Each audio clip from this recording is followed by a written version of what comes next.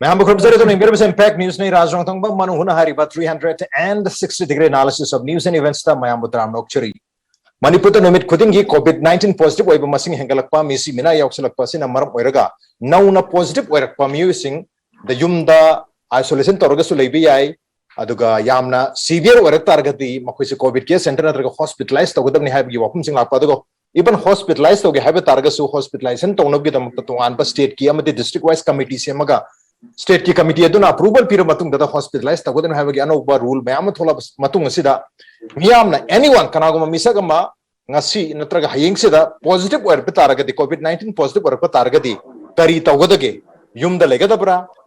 natraga community home isolation center ko kendra wise hangui sida legadabra natraga COVID care center da chakadabra hospitalized to ge taragadi karam condition da kamaina tawgadage yumda lergan kari tawgadage haibagi chaman bakara information khara leiba targa su chaman bakar di leri at the same time miyoi mayama COVID-19 gi symptom utho phawbada test tawdabna maram oiraga COVID positive oibra oidabra khangdaba dubu ultimately last moment ta sor honba nuai tabana sing york padagi hospitalized torpada kanbangam dawi khudong thibina sing mayam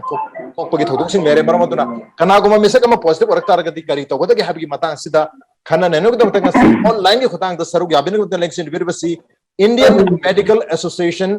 IMA Manipur State Branch ki former President Dr. Sham Kumar Laisramni Hamtada Dr. Sham Kumar Taramokcheri, welcome to the show. Appreciate you joining. Also joining us, Chief Medical Officer Imphal East District, Madam Dr. Laurembam Indirani, Madam Indira Basu Taramokcheri, welcome to the show. Appreciate you joining too. Ahan Basi Dr. Thank you. Yes, Dr. Indira, Madam Dahan Lachaki, Madam. Kanaguma miyo ema positive orak taragadi kari tawgadagi habi information say hoi social media da kari dakhar make sandokpa taragasu kara laptop ki mafum singda social media natra mobile phone singba computer ni singba nitin singutaba miyo miyam su leri makoi singaduna positive orakpa taragadi yum the home isolation tawgadra community home isolation center da chakadra covid care center da chakadra kari tawgadagi hospitalized tawgadra habi chamam naba mayama leire marmaduna so aisida district khudima ke sutum manaba mongde le do mali kari to bu ya kana gom pamise ma positive work target have se takitan thambiyo ai thamjabe ahana makada ahana ma mutara no teri patient ama sina kai gumada head positive oire na masa se khang kuma tamda akoi tawgada ba se number 1 da isolation isana khangna leiba imong manung gi family members sing duga su pullare tongana SOP nga aga akigi mask sanitizer si phajana siznaraga room amada tongana leidi batare adudagi magi home isolation gi hida khara adum government home isolation gi team gi kuthangda adagi ivermectin pd then vitamin D3 pd adagi akigi magi vitamin khara sudum pd 1000 si hida sing si sarga isa se phanaba tare isana immune se kankhala di immune jam strong oina lei tara di covid lena sina yamna hapsanda ngonda ICU yona lahanda problem se lehande aduna apena positive oire hena khangba tara di isana sitan care se loba tare pakhatti le dabani covid positive patient amagi kanada pawte hek phama matamda mongonda physically mentally patient ama phangineba aduna apaina masi bhata biga dakar yam oi habdi mentally mangonda anxiety gi pot ama la khadi neba la sala igane anxiety gi pot is akoi address ta biga dakar oi samna habda mangonda assurance gi ba family gi laka gi support gi ba ena story apna am levi na gi help me anything dakar bido telephone da paida dum pawde habid o haraga mayam tangana ma gi dakar ga anything idak oro tinjak oro vitamin oro hadana pidi ba adugi masakura magi home isolation gi criteria akoi tonganda separate room leiba sabata ko mayanga pundaba adagi phajana proper way da dispose of ba man hek somba paramba protecting si akoi biomedical waste ina on khadawni na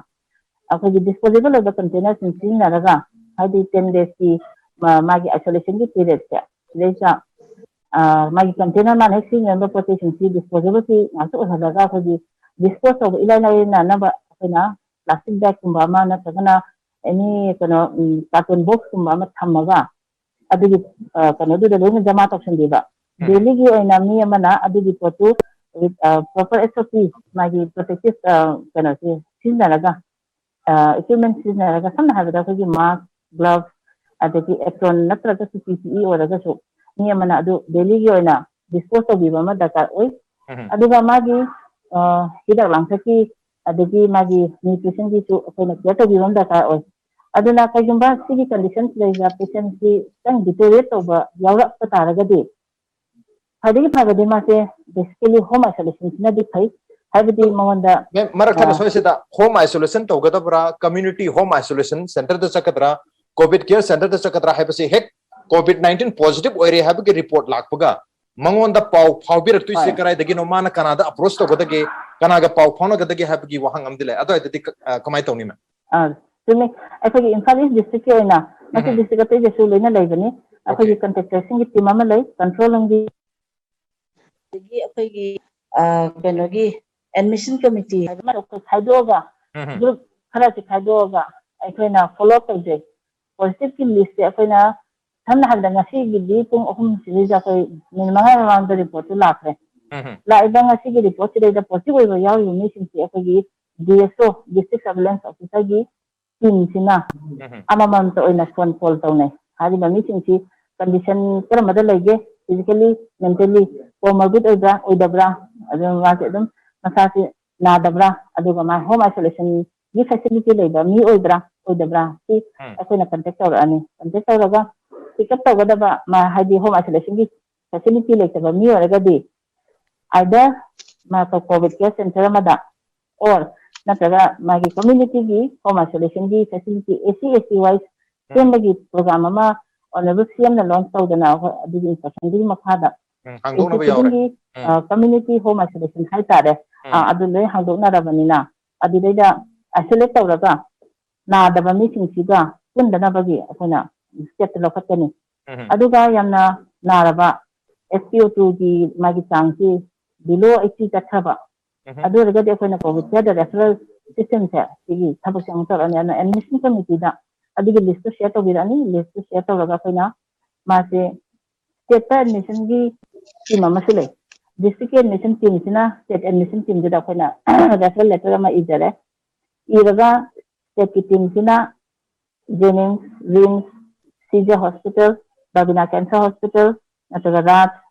sumain tawdana private hospital covid care gi section hangdoiba hospital singsi moina contact tawbiraga sigi misi Babina da phange or kano da phange Raj da phange or CJ da phange sumain tawna khoi paw habiraga akoina amu adugi patient singdo ambulance haraga lokhataba aduga yam kana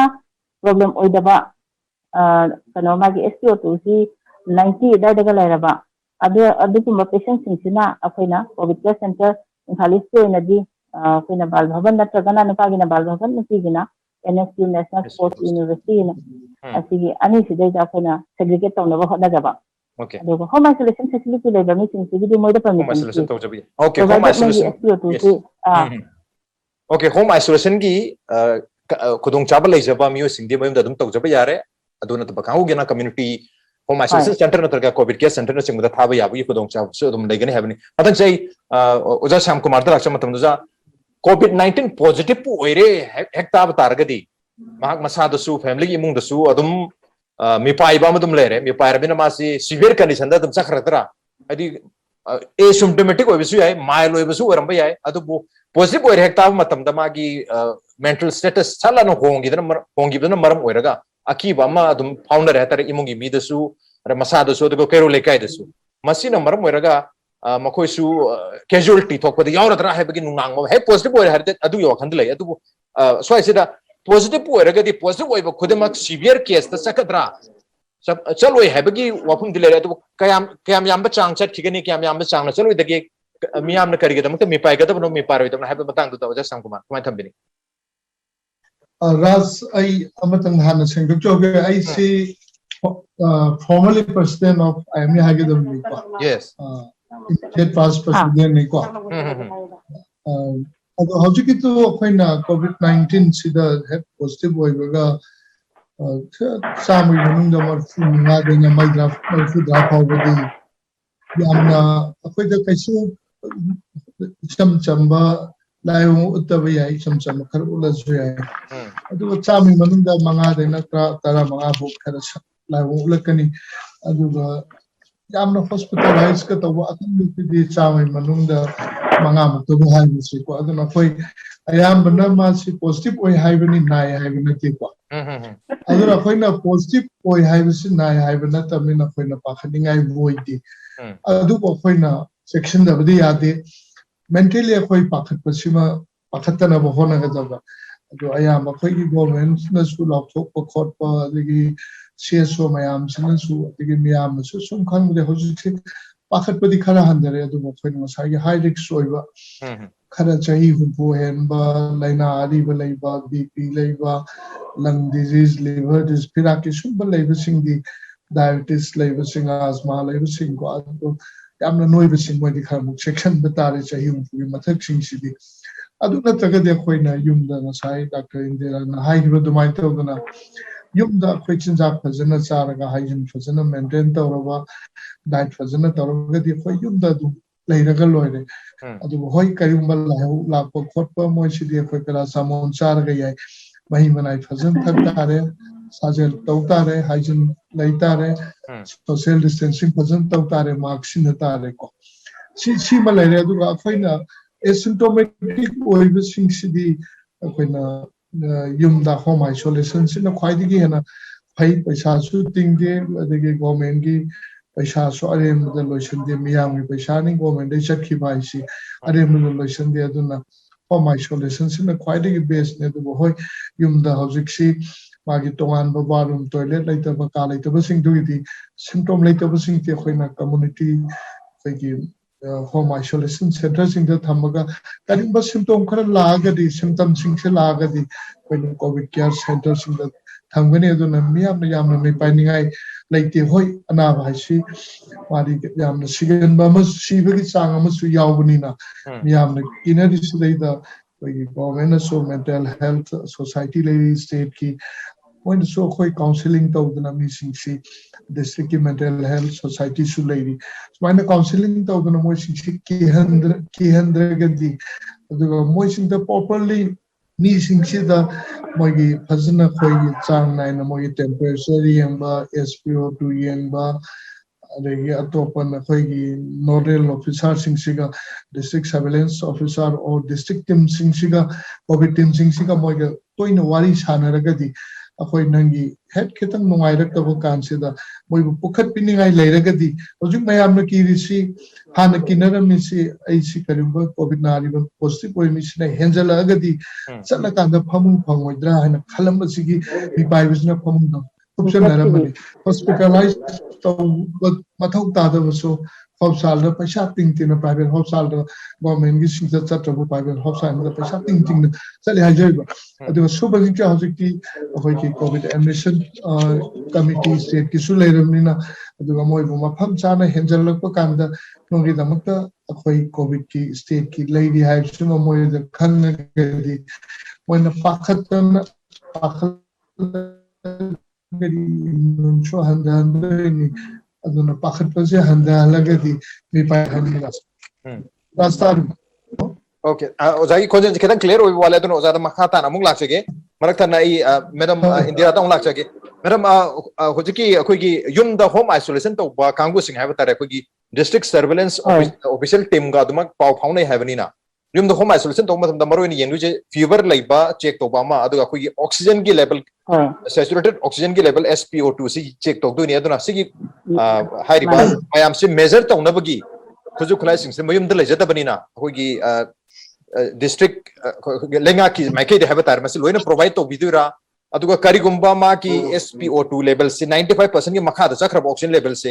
aduga ko yi lai hoksu numinini humni gumba 101 ki mathak nataga 100 ki mathak lai tar gadi lai hoksu halakta tar gadi koi da su news channel amo je tar ga koi da su mayam ko lai have tar koi lai hoksu numi humi dagi 100 home isolation tor gadi lai bani adu koi kamai to dana hospital da isolate admission tawgadagi yagadra yaroidra habi wahangna singbala madam ki video se hafit mangre madugi okay ma'am amu lakpire maduna laiho alaktraba SPO2 level hantaraba adu idaragadi admission ki processing asai khoi state admission committee lere district admission committee lere aduna mathang refer tawna ba adugi amu asondagi amu letter lakpa haitare sigi matam sida anaba sing sigi mogi concern je hengalakpa adum ba yauroi dabra adu kamaina admission tawgadagi one person application critical area habi pau ko khaba adu ega desa na sir admission team da ko na sai admission team apagi team mama le dari habda every district leidene apagi district gi apagi na sir admission team da amu apina referral letter se thada rani referral letter si sir admission team na kai ke hai ba hospital sin se referral center sin se Rims Jennings Tiga na taga rat na taga babina cancer hospital le jamai na paulo raga IC gi bed hangbra all kana gi ward gi bed hangbra habisi yengaga moina ko da paung bi de ado sigi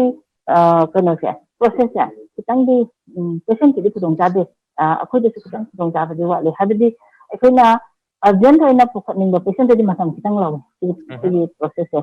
ado sigi sina kana de akhoi de government de akhoi streamline tawbagi pot amadi leiba how many beds are vacant in Siga, how many beds are vacant in Jennings, in Singapore, Potima, women are coming on me. And then side to Tanga admission to Lombosu, another dinate. I do see proceed, crop on over high tare. I do every process, pros and cons, like the Nina, when she show Fenacano, Yin Batarena, Halaga, Dum Tazari Hariba, government instruction.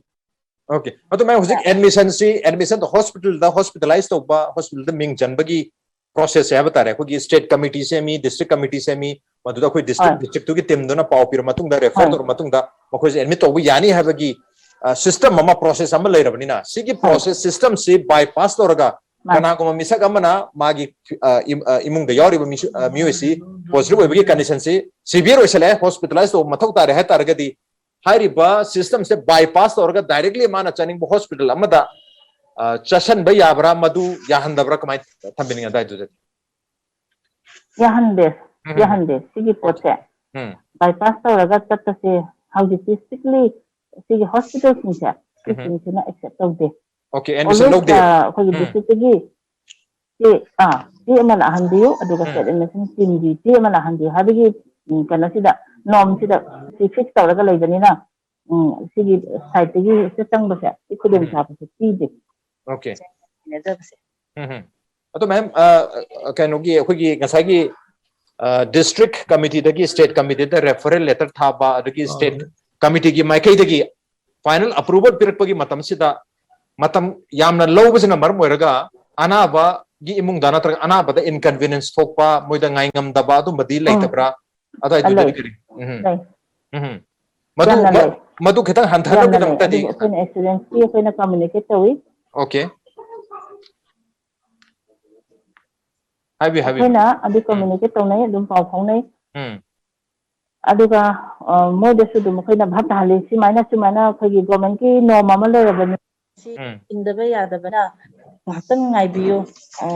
pau la ko handok te ge habi experience adigi moina communication se kana in time da di tina di hona de okay aduga kana sila hal kan da bi kana transport se aduga di masana hek chatlam ba moina dum wada ga medilen digi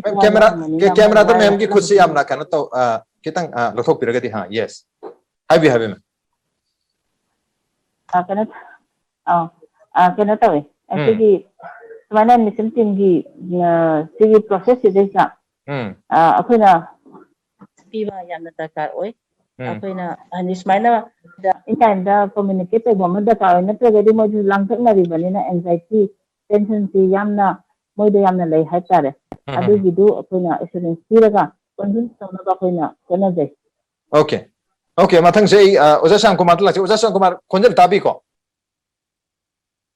Oja Sam Kumar ki audio se disconnect orga lere adana hek khonjen yabaga Oja Sam Kumar ka lakchage Oja Sam Kumar da chatringa sida ai so sida brem taloje hatare break tian thonjere ki impact nis puming ta lebi welcome back to the Manung Hutna 360 degree analysis of news and events with me Rajrong Thongbam Manung Hutna ngasi khana jarbe basi Manipur da COVID-19 gi case no gi hengalak pa misi mina yaw basu hengalak basne maram oiraga miyam da COVID-19 positive oiraga di yamna nungang ba aki ba phawri basi khara makhai da yanab gi damakta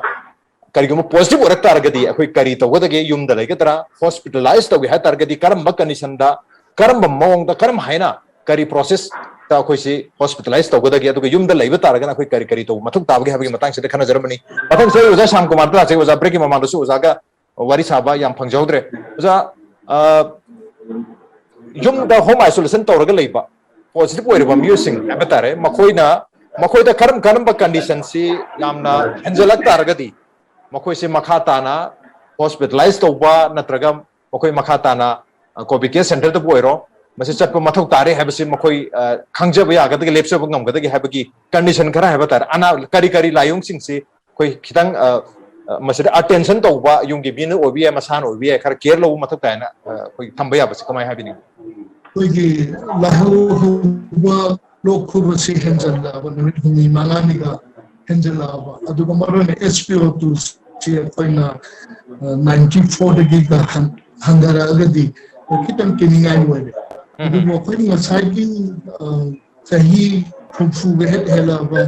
du morbidity lai bana koi ge BP diabetes heart disease ki nan disease jilai ba sahi aduga yamna noile gadi mochi haiba symptoms singsi yobode henjlingai la moibnina koina moi sumba singsi la gadi tuna chalago da ba sor hombagi chang se minute amada koi pung kun mari dagi minute amada kun mari gi chang hela gadi koi kitang khudong tiningai oire he aduna koi contact to bada ka oire adu kari kumba se khudak koi masi koi haitare thabang nara ba lok ta I aura ba adege to pa numa gyan manga ba soroma yam wara ba sigum si oire gadi pamage tawra ba tegi thabak yam na si tawra gadi khudak ta koi gi moi surveillance team sida nodal officer basic nodal officer kan di basic surveillance officer the moi the pau khudak ta pi ba ma da kar oire sumba ma tamsida koi na SPO2 si moi check to we azana chumna happy bra battery down to bra aduga chumna adigi khut to amukka hongdoga atopa khut amadaga kucha amdaga hongdoga kanda masi muk SPO2 si sum handla raba showroom se sumwa dana laga gadi koi masi tuna hospitalized tawna ba sai district nodal officer sing surveillance officer sing koi covid ki team ji ka contact oraga wari sanaga mukheling sai da tengrian hagi ba abi gi ba damaina state administration team contact oraga moisi dedicated koi covid hospital singa una bahana bigada ado chumna la khara huwa lokra khubasti koi kai de du kan namit umni mangani si la hu si henjala ba lokku kana kujala ba do ga sai hai ri kudong thi ba singchi kiningai ro singchi la regadi moisi koi hospital satna ba district nodal officer na surveillance officer moi contact district team na contact to bigada adu dasam ko amada hai ja ada marik sida khone yamna kiningai lebe to ni pangai ki regadi hendo ni na pakhatna lega koi satna ba shifona ga ta okay positive oire har ga de hekta mi pai bagi wakum do leite habane koi da isa do uthorei ba symptoms sing fazana monitor tawroba kitang henjalak pa taraga de koi hai riba district surveillance officer obi nodal officer obi hai ba mayam siga paw phawna raga makha ta ba line of action sing lokhat pa yai habane to ja atopa yam concern obi area mana koi gi hujik se flu ra chumna gi lok khulai tawri bra hai ba khangdaba positive nataga koi corona virus na tholi bra hai ba khangdaba gi hada test tawdringi mamangi case sida mioi mayam ama corona virus na sandok pa hadi covid-19 ga manaba layong sing hai ba tare lai ho obi ai lok thung ba sum khanaw na bo obi sum mayam sidi tawba koina sum toksalaga sum namsan leiba aduga ultimately covid-19 oram do tum yarum bi ai oram ma ka da he ko oxygen ga level ga wala ka da hospitalize torokna misi mana tokpa yawri masi tawbi ga nu ga na chief minister sungara losela thambi ga nu test tok bi he nung bu director ga lai ho bo toraga di na traga sum layong sing jo thor targa di test tok bi ha bi appeal ma tawri mana ma so sida koi flu ga covid-19 siga khena basi koi chamana na treat to na phaduri bra na traga masi flu oram chumna gi lokulai oram ani covid-19 oram moi haidana koi ani si difference to buna phagaduri ba koi thamini ga ꯑꯩꯈꯣꯏꯒꯤ COVID ꯁꯤꯁꯨ flu ꯃꯈꯜ ꯑꯃꯅꯤ ꯑꯗ ꯐ꯭ꯂꯨꯗ ꯇꯧꯗꯣꯏꯁꯦ ꯑꯩꯈꯣꯏꯒꯤ ꯂꯥꯏꯍꯧ ꯌꯥꯎꯗꯣꯏꯅꯤ ꯅꯞ ꯇꯤꯟ ꯆꯣꯗꯣꯏꯅꯤ ꯐ꯭ꯂꯨ ꯇꯥꯡ ꯆꯤꯛꯄ ꯂꯩꯗꯣꯏꯅꯤ ꯑꯗꯨ ꯃꯣꯏꯗꯗꯤ ꯁꯣꯔ ꯍꯣꯟꯕꯁꯤ ꯌꯥꯝ ꯋꯥꯔꯣꯏ ꯍꯥꯏꯖꯩꯕ ꯑꯗ ꯐ꯭ꯂꯨꯁꯦ ꯑꯌꯥꯝꯕ ꯆꯨꯝꯅꯒꯤ ꯐ꯭ꯂꯨꯁꯤꯡꯁꯤꯗꯤ ꯐꯤꯚꯔ ꯌꯥꯝ ꯀꯟꯅ ꯇꯧꯕ ꯌꯥꯏ ꯅꯞ ꯇꯤꯟ ꯆꯣꯕ ꯌꯥꯏ ꯀꯔꯤꯒꯨꯝꯕ ꯀꯥꯟꯗ ꯍꯥꯛꯊꯤ ꯈꯟꯕ ꯈꯣꯠꯄ ꯑꯗꯨꯝ ꯌꯥꯏ ꯂꯨ ꯇꯥꯡ ꯆꯤꯛꯄꯁꯨ ꯌꯥꯏ ꯑꯗꯨꯕꯨ ꯑꯩꯈꯣꯏ ꯂꯥꯏꯍꯧ ꯍꯦꯛ ꯐꯕꯒ ꯃꯣꯏꯗ ꯍꯛꯆꯥꯡ ꯍꯦꯛ ꯈꯔ ꯅꯨꯡꯉꯥꯏꯒꯜꯂꯤ ꯑꯗꯨꯒ ꯃꯅꯝ ꯈꯤꯇꯪꯒ ꯃꯥꯡꯕꯗꯤ ꯌꯥꯏ ꯈꯤꯇꯪ ꯆꯥꯅꯤꯡꯗꯕꯁꯨ ꯌꯥꯏ ꯚꯥꯏꯔꯦꯜ ꯐꯤꯚꯔꯅꯤꯅ ꯑꯗꯨꯒ ꯀꯣꯚꯤꯗꯇꯗꯤ ꯑꯩꯈꯣꯏꯒꯤ ꯃꯅꯝ ꯌꯥꯝ ꯈꯪꯗꯕ ꯌꯥꯝ ꯆꯥꯅꯤꯡꯗꯕ ꯌꯥꯝ ꯍꯦꯟꯅ ꯆꯣꯛꯊꯕ ꯂꯨ ꯇꯥꯡ ꯀꯥ ꯍꯦꯟꯅ ꯆꯤꯛꯄꯁꯤꯃ ꯑꯃꯨꯛ ꯌꯥꯎꯔꯒꯗꯤ ꯑꯗꯨꯒ ꯃꯥ ꯀꯣꯚꯤꯗꯀꯤ ꯊꯦꯡꯅꯔꯨꯕ ꯂꯩꯕ꯭ꯔꯥ ꯈꯨꯗꯣꯡ ꯊꯤꯅꯤꯡꯉꯥꯏ ꯑꯣꯏꯕ꯭ꯔꯥ ꯃꯄꯥꯟꯗ ꯁꯤ ꯌꯨꯝꯗꯒꯤ ꯆꯠꯊꯣꯛꯄ ꯃꯤꯁꯤꯡꯒ ꯃꯆꯥ ꯃꯁꯨꯁꯤꯡ ꯅꯠꯇ꯭ꯔꯒ ꯃꯄꯥ ꯃꯃꯥ ꯃꯣꯏ ꯅꯛꯅꯔꯨꯕ꯭ꯔꯥ ꯀꯣꯚꯤꯗ ꯅꯥꯕ ꯁꯤꯒꯨꯝꯕ ꯆꯤꯡꯅꯕ ꯂꯩꯔꯒꯗꯤ ꯑꯩꯈꯣꯏꯅ ꯀꯣꯚꯤꯗꯀꯤ ꯇꯦꯁꯁꯤ ꯇꯧꯊꯣꯛꯀꯗꯕꯅꯤ ꯈ꯭ꯋꯥꯏꯗꯒꯤ ꯐꯕꯗꯤ ꯈꯤꯇꯪꯕꯨ ꯂꯥꯏꯍꯧ ꯍꯧꯔꯦ ꯆꯤꯡꯅꯔꯦ ꯍꯥꯏꯔꯒꯗꯤ ꯇꯣꯉꯥꯟꯅ ꯂꯩꯒꯅꯤ ꯑꯗꯨꯒ ꯀꯣꯚꯤꯗꯀꯤ ꯇꯦꯁꯁꯤ ꯇꯧꯊꯣꯛꯄꯅꯗꯤ ꯈ꯭ꯋꯥꯏꯗꯒꯤ ꯍꯦꯟꯅꯗꯤ ꯐꯩꯀꯣ ꯑꯗꯨꯕꯨ ꯑꯩꯈꯣꯏꯅ ꯉꯁꯥꯏꯒꯤ ꯅꯨꯃꯤꯠ 6ꯗꯩꯅ 5ꯅꯤ ꯐꯥꯎꯕꯗ ꯑꯌꯥꯝꯕ ꯐ꯭ꯂꯨꯁꯤ ꯐꯈꯤꯗꯣꯏꯅꯤ ꯑꯗꯨꯕꯨ ꯉꯁꯥꯏ ꯀꯣꯚꯤꯗꯇꯗꯤ ꯆꯥꯅꯤꯡꯗꯕ ꯃꯅꯝ ꯈꯪꯗꯕ ꯃꯌꯥꯝꯁꯦ ꯑꯃꯁꯨ ꯌꯥꯎꯕꯅꯤꯅ ꯁꯣꯔ ꯍꯣꯟꯕꯒꯤ ꯌꯥꯎꯕ ꯑꯗꯨꯒ ꯈꯨꯗꯣꯡ ꯊꯤꯅꯤꯡꯉꯥꯏ ꯑꯣꯏꯕ ꯂꯥꯏꯅꯥ ꯂꯩꯕꯅꯤꯅ ꯑꯩꯈꯣꯏꯅ ꯀꯣꯚꯤꯗ ꯌꯥꯎꯕ꯭ꯔꯥꯅ ꯈꯪꯗꯣꯛꯅꯕ ꯇꯦꯁ ꯇꯧꯕꯁꯤꯁꯨ ꯐꯩ ꯑꯗꯨꯒ ꯑꯅꯤꯁꯦ ꯍꯥꯏꯐꯦꯠꯇꯤ ꯃꯥꯟꯅꯔꯒ ꯀꯣꯚꯤꯗ ꯂꯣꯝꯗꯅ ꯃꯍꯥꯎ ꯃꯅꯝ ꯈꯪꯗꯕ ꯀꯣ ꯑꯗꯒꯤ ꯃꯣꯏꯁꯤꯡꯁꯤꯅ ꯍꯦꯟꯖꯜꯂꯛꯄ ꯂꯨ ꯇꯥꯡ ꯀꯥ ꯍꯦꯟꯅ ꯆꯤꯛꯄ ꯂꯩꯕ ꯑꯗꯨꯒ ꯁꯣꯔ ꯍꯣꯟꯕ ꯌꯥꯝ ꯋꯥꯔꯛꯄ ꯔꯦꯁꯄꯤꯔꯦꯇꯣꯔ ꯍꯟꯊꯔꯛꯄꯁꯤꯡ ꯂꯩꯕ ꯁꯨꯝꯕꯁꯤꯡ ꯑꯗꯒꯤ ꯃꯥꯒꯤ ꯂꯥꯏꯅꯥ ꯑꯇꯩ ꯀꯣꯃꯣrbidity ꯂꯩꯕ ꯆꯍꯤ ꯍꯨꯝꯐꯨ ꯃꯊꯛ ꯉꯁꯥꯏ ꯗꯥꯏꯕꯦꯇꯤꯁ ꯀꯔꯤ ꯃꯌꯥꯝ ꯂꯪꯁꯀꯤ ꯂꯤꯚꯔꯒꯤ ꯍꯥꯔꯠꯀꯤ ꯂꯥꯏꯅꯥꯁꯤꯡ ꯂꯩꯕ ꯌꯥꯝ ꯅꯣꯏꯕꯁꯤꯡꯗꯨꯗꯗꯤ ꯁꯣꯔ ꯍꯣꯟꯕ ꯈꯤꯇꯪꯒ ꯋꯥꯔꯦ ꯍꯥꯏꯔꯒꯗꯤ ꯄꯥꯈꯠꯄꯅ नत्रगदि अखोइना कोविड लोमदा होइना अखोइना चंगजनदोइनि अदुना लाइहौ खुदिमक कोविड नति अदु खुदोंथिंगाइ होइबा कोविड वनिगाइ लेब्रा हाइबसि अखोइना रिस्क फैक्टर लेब्रा कोविड वनिगाइ की मीग थेंगरुबा खोपा लेब्रा इमुंदा कोविड नाबा लेब्रा खोपरा मयामदो चथोउबरा मिराम चटलुबरा खोपरा अदुगी मतुंगिना मासे कोविड यावगदा यावगदा ना अखोइना लेपगदा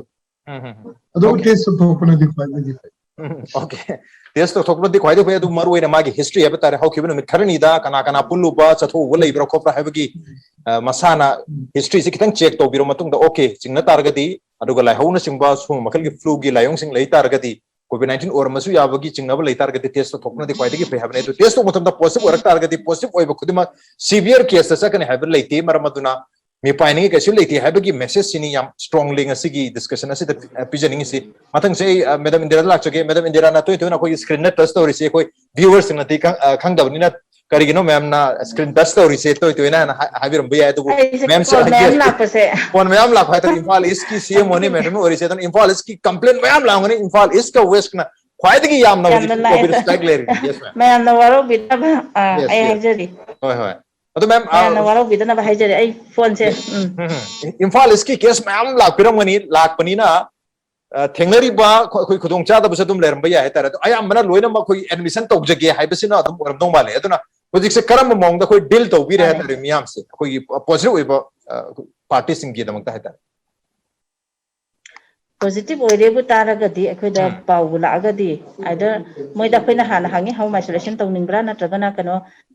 covid care da chatningbra habigi pochima mogi choice mata moina home isolation akoigi facility lei haragana okay moida allow tawre aduga leite hana haragadi facility leite haragadi covid care da akoigi palbhavan natraga NSU da smaina pukhana na bakoi yam kana hoi honari physicse adugi mathak to daida moi si yam symptomatic oiraba fever si yamna adum high fever aduga numit masing si yam hena adum haidi 1-2 days tawra habadu nataba continuous fever tawraba continuous body ache general weakness adagi loss of appetite adagi SpO2 down ga salaba adu kana akoina asa haide ki budumaina covid care center amada akoina referral hospital amada akoina pukhana na ba akoina state admission team da referral che si thajaraga moidagi ayaba lawraga akoina refer tawbasi gi thabak se sine akoina hojik kana tawjari se marak sidaida ambulance ka muk type tawba ma daka oi ambulance singi moisu lambi da chapado phone phangdaba matang yauri ada akoida hana contact tawkiba mi singdu contact tawraga moida pau pibi ba haidi akoi link sima thamdraga di yada ba akoi da sida district ta phami si lambi da chaliba ambulance sing siga link si phajana thamdaba yade ba pegino da ono tena pukhalakpa natragana soigi ba khot ki ba isi tamangam de duga in time da tahuba ama yamna atenba matamda akoina positive patient se lokhalaga COVID care da yauna ba or referral hospital da yauna ba sine ba khoi gi target se aduna driver sing da su yam clear cut oiba idea am pi da ya de ba kin som da chalaga sigi line sigi makharom da chalaga na yarao adagi awa kano basikong akam pa sigi parenges maina line do maina chalaga si missing sis maina kala pa adai awang da chalaga na phunrakpam adagi akhoi gi sombung lamlai sigi parenges chalaga na si missing si lambi se lai rabani si maina taraga lokhatlo haibana chingba adagi moi ja akhoi always phone number pi patient ki phone number se patient or patient party ki phone number pi adu main taraga ko driver du na phone ji taraga akhoi lagu lakto re minute manga de orani pungthai de orani habesi moi de advance na phone je taraga akhoi ambulance thousand gani aduga moi se pick up taraga lakhalaga thuna yauna ba tawba haiba tare akhoi maratala haidi matam do mang dana ba matam mang ba se patient ta suwai driver da suwai Okay, atu kanagumba koi patient ama yum do home isolation torum badagi magi condition se for example fever or a fever se for the last 3 days numit pumni mari ni se adum 100 magi oxygen level je adum normal 95 ki mathak ta lai adu bo laihong se mate 100 mar matar ma se natra atop laihong or pa yai urine color kanom yam machu ole haibo obi ai tongan ba laihong khan antar ka puk yam nare haibo gi sum condition khara lak targati man hospitalized toning basi masa koi district nodal officer natraga district surveillance officer ka pau founder raga oiga to ribra natraga masana koi lenga na su koi ki covid admission ki helpline na chingba number pibiri helpline to the number se mana direct phone tok jaraga ai admit to bio na haina ma se request to to ribra natraga koi ki district ki ngasai ki koi madam hoiga pau founder raga to ga bra komai thambining ki process entire process pau sidi pau yes pau pirak pase akhoi da patient party na pirak pa ma patient ki family na pirak pa ma lekai na pirak pa ma or kanona akhoi gi contact tracing ki team su leiri contact tracing na su immediately akhoi gi positive ki list thora matung da district surveillance officer na moi da list piraga contact mari tawla padoini in the meantime akhoi gi admission team su activate tawrani aduga admission ki process haudoini sigi misina NSU da thamdoini sigi misina Jennings refer tawgadoini sigi misina balbhavan da thamdoini na akhoi immediately sigi kano se section ahum mari se si DSO gi kano sina backbone oi district surveillance officer gi role sina backbone oi magi hek positive ki lise akhoi na phangaga su mangon da gi lauraga sigi mi singsi contact tawro dana contact tracing gi team siga akhoi gi admission team siga tawraga lokhatlani adagi pause akhoi da individually engon da maktada phone calls me ama mala akhoi haidi aigi number laikiba mayam sina su dum contact tawbira Google da thiraga su dum contact tawbira ai pukhat piro or ICS minor refer tawbiro habina chingba adugi accordingly akhoi gi admission team da laiba ni mari manga sina phone call tarani SPO2 nangi kyano adagi nangi nasa da nungai ta basi kari no haidi yamna severe oibra oidabra mild oibra moderate oibra habi potuma koi khamdung nana bo honaraga ma segregate tawraga either COVID care center or referral hospital da khatani habase ma'am adu keno se da contact tracing team ki number obi ai natraga admission team ki number obi ai natraga koi ma'am isama ki CMO ki number obi ai hariba number ma'am singa sidi every positive oiba patient khudimak ta dum makoi da dum phanghan pithoga thambi bra natraga moi kariguma adu man number sing do lejatra gadi makoi na kana to contact to godagi akhoi se akhoi gi contact tracing ki team gi phone number ani ahum then admission team gi phone number and then control room gi phone number se akhoi gi district administration da koina loina pikhalaga phanghalaga thame district administration gi team na akhoi gi district gi side lom da gi adugi khanghana na ba awareness pi na ba gi hadi sidai da contact to ba yai habase si ma'am da DC ram side gi akhoi tawbi particular patient hadi kanaguma positive oiba home isolation tawraga leiba oibi ai maonda hariba number singa si natraga makoi gi family da hariba number singa si PB da targadi makoi da karigumba serious condition amma yok matam da makoi na contact to na moidin atna makoi da hariba number sing si every patient sing si da yohon hadi masigi number sing si pithok pi bra kamai to wi sigi number se akhoi sumain tawe in fact district ki oina di akhoi gi district administration ga khusam naraga akhoi gi C19 haidana akhoi gi covid ka related oiba information se akhoi gi district ki side ki SDO adagi DLOs me akhoi district level officers me am yawa akhoi gi group amalai adu ki platform sida akhoi na sigi kana sing se different phone number sing se sisingse akhoi na upload tawi sisina magi jaga jaga gi SDO aduga akhoi gi kano singse social worker singse moi da pause moi da phone number se khanghalle aduga sumai tawga public te yawhalle Okay, direct adu patient individually khangba mayam duna okay, patient masama patient direct phone taw pasi am yawe okay. Adu every patient could have positive way, but district for example Imphal is kilorsi Imphal is the 191 garang positive way the 191 makta koigi DSO gi natraga koigi contact tracing team gi CMO gi number sing se PB bra karigumba any case na koi da problem yor ka di akoi da haibiro haibagi natraga di haidi number sik phangjada ba khangjada ba isam chamba imung leitar ga di makoi di contact ko khangda dana yang wana len su yor pu ya tare ma yawe adugi photo ko na minimize tawna na ba khoi control room dagi akhoi na phone tawna ba sidai ja sigi phone number sida phone tawbiro sina district kana gi ne khoi gi district admission team gi ni adagi test tawning ba kanggo sing dugi na sigi sina khoi gi kana gi contact tracing gi phone number ni main tawraga pause control room dagi su tawbi aduga contact tracing ki team sina so moi da dum direct phone tawna na ba se same day da khoi lotion na ba di hot nai same day da lotion ba ngam da ba yawe sike haribo 191 patients to mi mari manga na phone tawba se khoi konarakta dana khoi na DC rom da hairaga madam DC na khoi gi education department dagi akhoi staff khoi thabire at least phone calls to mi manga tarana tawba ma da ka orkani na masing du yamakani na hana masing si yam jenge dadi khoi gi staff mi ahum na to mari na sudum konara me hojik mi masing si yamakani na same time da ngasi gi positive listing ngasi loina contact ta hoda ba yate ba basically asi loina contact ta na ba honara ko dadi phone calls to masing do yamna da ka oire Ini masing siam na dakar oy power khara hen ba help se yes help se akoi kana dagi education department dagi lobjare ngarang han dagi oja sing thabirak na akoi da yamna chauba help ma di pipire ado akoi da tang computer expert ba mi khadi dum awat padi khadi dum laidi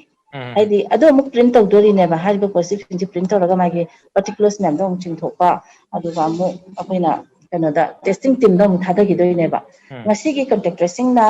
team sina loi lokhalani positive ki listing se adu ga amu next day da test on na baina akoi gi testing team da amu thada ga doi ne ba dana computer gi su yamna ta ka oi ba adu DEO sigi role sam chawi phone baina ma mi su masing yam da ka oi khoida men power se khara dum yamna da ka oi men power se yamna leiringai haiba tare koi patient party da family sing sida hena convenience ohen bang ngamgani nungai han bang ngamgani habaki wahum yes okay mathang oja sang pawadala chi oja hojiki laichet asigi manung sida positive oirba imung sing keru lekai sing miam haktar hojik panic amal lai re tar manipur da masing sing ngarang je trawa ga lagi da pa aduga chamanga gi mathak ta possible ko na han chatruk ko ki basum number masing si wang khalak pani na aduga ko gi manipur da masing yam jaga dra only 30 lakhs population asida mi masing si yamna khogi mortality asibagi sangsi wangkhalak sun bar moidna india gi data through 20 states gi data through matam da manipur na ahum subada leba hidi milen namada mi lakh tara khudingi siba changsi yang matam da manipur na india gi ahum subada leba 149 per 10 lakhs 10 lakhs khudingi mi chamni phuma pan gi chang da sibagi sumbagi phum nga se lerabani na khoi mising yam jadabani na sibagi chang sang wang ha ta mi am da hena mi pai ba phauba adagi chamanga satru sujala kuni amuka su phau bahai tare kanu gi khoi positive rate se maram masi positive oiraga su myam mi paingai oide sigi condition orakan mi paingai ogata bani sedadi mi paingai oide habagi khoina pb aba general awareness systematic oi paujana kamai thamini general awareness atar myam gi oi bas aina hana su panjagi duniya khoi covid-19 ai na positive oi hana hetan na re haibnati positive oi haibni Sami manungda koi marfu manga phau ki kari mata laiwo utabe yai sami manungda koi ta manga sida laiwo khara ulak pa yai ko chuba khopa lokhuba de na sai ki pan na sami thaning da phau ba khotpa mayam da manam khang da ba khotpa yam hena choktha ba khotpa mayam se adagi angang sing su diarrhea nu vomit da ba ko ba khopa angang su dum to ba yai adagi yam choktha ba sorom ba wa ba lan sokan ba leibani na akhoi haju haja doisi yamna kiningai woidi hetchang ena adu akhoi section da yade covid se akhoi changraga du diet akhaba saga yum da home isolation tawani yumda isolation tawsi nungaita gana community home isolation tawgani symptomatic tang hoira gana community care center da koi purangna ba hona gani khara yamna hena symptomatic hena hoira ba serious hoira gadi district koi covid health center adu yam hena serious hoira gana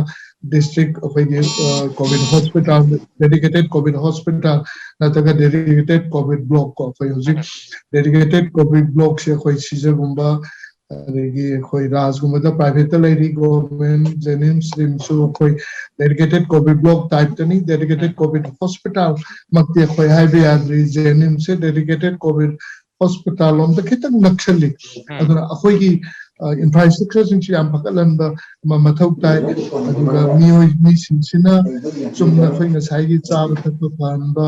proper mask Kanda monitor masana tawjarani district nodal officer singa surveillance officer singa contact tawrani mangone karimba SPO to 9040 ke handara aba aduga respiratory rate minute amada kunmai de ki hela aba soromba wara aba kokchila aba tabanara aba yamen chokthar aba ki gyan choira de khudakta moise khudong thiningai were हाइरिबसिंग से सही उम्पुगी मथक अदु comorbid लेबसिंग सिना अमुक हेना अखोई हेना section अमा मथौ तारी अदुना खचितंग हेंजलकपगा खोइना थुना यौना चटपा अदुगा मियामना मिपाइदना खोइगी माना सुमसाना सो isolation तौ लेबा अदुगा इमुंग मनुंग लोइना खोइगी SOP सिंग कोविड एप्रोप्रिएट बिहेवियर सिंग हाइतारे मास्किंग डिस्टेंसिंग हाइजीन से फजना तौरगदी अखोइना होजिक्सी कंट्रोल तौबदा खोइना नमकनी लाइना aduna khoi hojik si Dr. India na hai giwa nasai gi team wat pa se khoi gi mi sing si nasai gi doctor sing da su khoi MBBS final year paw moi covid ki training to rane na hai re adu ere ga ti khoi gi nasai gi computer training to ba mi sing si na nasai do khoi gi computer gi expertise what is sing si moi chhatra jing si su training to ra ga moi na